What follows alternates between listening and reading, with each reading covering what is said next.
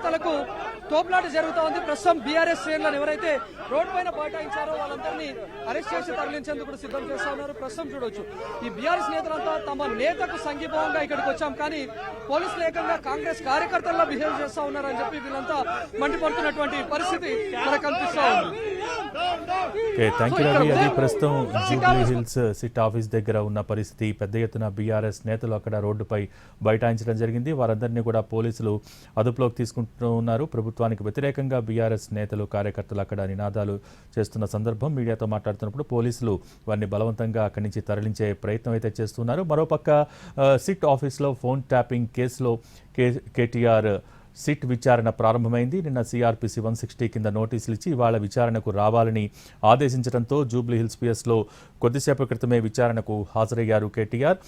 విచారణ అయితే ప్రారంభమైంది. దీనికి సంబంధించి పూర్తి సమాచారం మా ప్రతినిధి రాధాకృష్ణ లైవ్ ద్వారా అందించేందుకు సిద్ధంగా ఉన్నారు. Radhakrishna, over to you.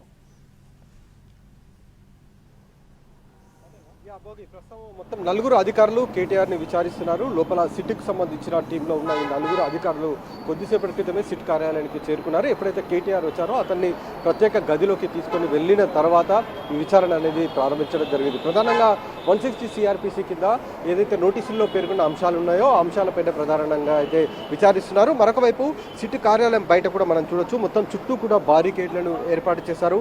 ఇతరులు ఎవరు కూడా లోపలికి రానియకుండా చాలా పకడ్బందీ ఏర్పాట్లు చేశారు. అలాగే బీఆర్ఎస్కి సంబంధించిన నాయకులు కార్యకర్తలు భారీగా చేరుకుంటారన్న ముందస్తు సమాచారంతో ఇప్పటికే 3 అంచెల్లో ఎక్కడికక్కడ భద్రతను కట్టుదిట్టం చేసి దశల వారీగా వాహనాలను నియంత్రిస్తూ కేవలం సిట్ కార్యాలయానికి కేటీఆర్కి సంబంధించిన వాహనంతో పాటు అతనికి సంబంధించిన సెక్యూరిటీ వాహనం ఈ 2 వాహనాలను మాత్రమే సిట్ కార్యాలయం వరకు పంపించడం జరిగింది. అలాగే సిట్ కార్యాలయం దగ్గరికి కేటీఆర్తో పాటుగా హరీష్ రావు అలాగే వివేక్లు శంబీపూర్ రాజు వీళ్ళు రావడం జరిగింది. వాళ్ళని ఎవరిని కూడా లోపలికి అనుమతించలేదు. అలాగే అడ్వకేట్స్ కూడా వచ్చారు.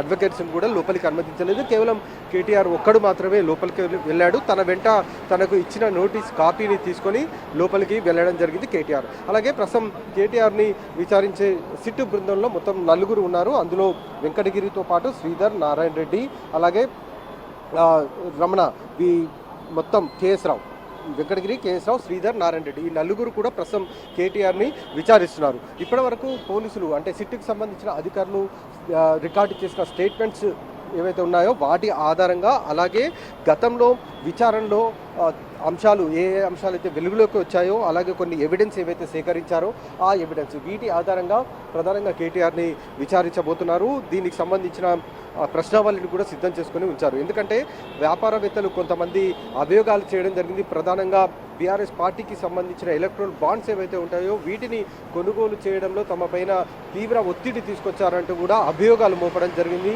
ఈ అభియోగాలు ఆరోపణలకు సంబంధించిన స్టేట్మెంట్లను సిట్ రికార్డు చేయడం జరిగింది. ఆ వాంగ్మూలాలని ఇప్పుడు కేటీఆర్ ముందు ఉంచబోతున్నారు. ఎందుకు ఈ విధంగా చేయాల్సి వచ్చింది, వ్యాపారస్తులను ఎందుకు మీరు బెదిరింపులకు పాల్పడి ఎలక్ట్రల్ బాండ్లను తీసుకోవాల్సి అమ్మేలాగా చేశారు, వాళ్ళను కొనుగోలు చేసేలాగా ఒత్తిడి తీసుకొచ్చారన్న వివరాలను అడిగే అవకాశం అయితే కనబడుతుంది. ఎందుకంటే ఇప్పటి వరకు జరిపిన దర్యాప్తులో దాదాపు 15 మందికి పైగా కూడా వ్యాపారస్తులు ఇదే రకమైన స్టేట్మెంట్లు ఇచ్చినట్టుగా కూడా మనకు తెలుస్తుంది. ఇందులో ప్రధానంగా సంధ్యా కన్వెన్షన్కి సంబంధించిన శ్రీధర్ రావు ఇచ్చిన ఫిర్యాదు అలాగే అతని సిట్టు కార్యాలయానికి ఇచ్చిన వాగ్మూలము ఇది చాలా కీలకంగా మారబోతుంది. ఎందుకంటే గచ్చిబౌలిలో ఉన్న ఒక పెట్రోల్ బంక్కి సంబంధించిన అంశంలో దాన్ని సెటిల్మెంట్ చేయడం అలాగే మరొక అంశంలో అతన్ని బెదిరింపులకు పాల్పడి దాదాపు 13 కోట్ల రూపాయల ఎలక్ట్రల్ బాండ్లు కొనుగోలు చేసేలాగా తనపై ఒత్తిడి తీసుకొచ్చారంటూ కూడా సిట్కు వాంగ్మూలం ఇవ్వడమే కాకుండా గతంలో ఫిర్యాదు కూడా చేయడం జరిగింది. కాబట్టి ఈ ఫిర్యాదు ఈ వాంగ్మూలమే చాలా కీలకంగా మారబోతుంది.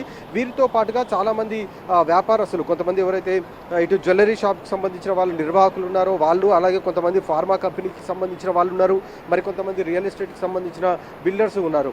వీళ్ళందరినీ కూడా బెదిరింపులకు పాల్పడి ఎలక్ట్రల్ బాండ్లు కొనుగోలు చేసేలాగా అంటే దాదాపు 1300 కోట్ల రూపాయల ఎలక్ట్రల్ బాండ్లు కొనుగోలు చేసేలాగా ఒత్తిడి తీసుకొచ్చారనేది ప్రధాన అభియోగాలు ఉండడం జరిగింది. కాబట్టి ఈ అభియోగాల పైనే సిట్టు ఇవాళ కేటీఆర్ని విచారించబోతుంది. వీటితో పాటుగా ఫోన్ ట్యాపింగ్లో అతనికి ఎంతవరకు ప్రమేయం ఉందో అన్న దానికి సంబంధించిన దాంట్లో ఇప్పటి వరకు సిట్టు సేకరించిన ఆధారాలను కూడా కేటీఆర్ ముందు ఉంచబోతుంది. ఎందుకంటే హరీష్ రావు విచారణలో సందర్భంగా కొంత విస్తుపోయే అంశాలను చెప్పారు అనేది కూడా ఒకవైపు మనకు తెలుస్తుంది. అందులో ప్రధానంగా హరీష్ రావుకు సంబంధించిన ఫోనే ట్యాప్ చేశారంటూ కూడా చెప్పడం జరిగింది. కానీ ముందు నుండి కూడా సిట్టుకు సంబంధించిన అధికారులు ప్రభాకర్ రావుతో హరీష్ రావు ఫోన్ ట్యాపింగ్లు చేయించాడన్న అభియోగాలు మోపుతూ రావడం జరిగింది.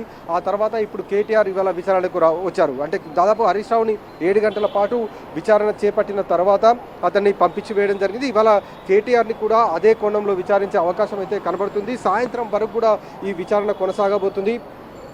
దాదాపు 5 నుంచి సాయంత్రం 6 గంటల వరకు అయితే కేటీఆర్ ఇక్కడ ఉంటారనేది మనకు తెలుస్తుంది.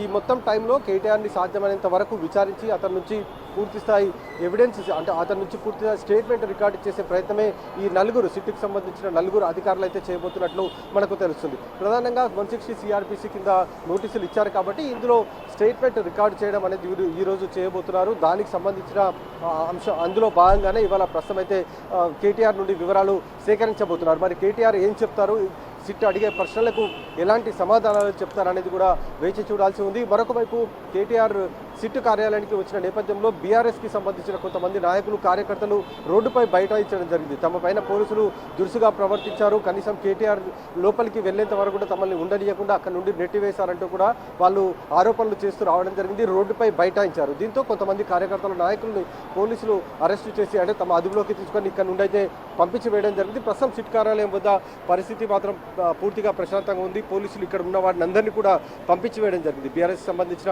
పార్టీ కార్యకర్తలు కావచ్చు, నాయకులు కావచ్చు, కేటీఆర్కి సంబంధించిన మద్దతుదారులు కావచ్చు, వీళ్ళందరినీ కూడా ఇక్కడ నుండి అయితే పంపించి వేయడం జరిగింది. కేవలం పోలీస్ అండ్ మీడియాని మాత్రమే ప్రస్తుతం సిట్ కార్యాలయం వద్ద ఉంచిన పరిస్థితి అయితే మనకి ఇక్కడ కనబడుతూ ఉన్నాయి. Bhogi. Okay, thank you Radhakrishna.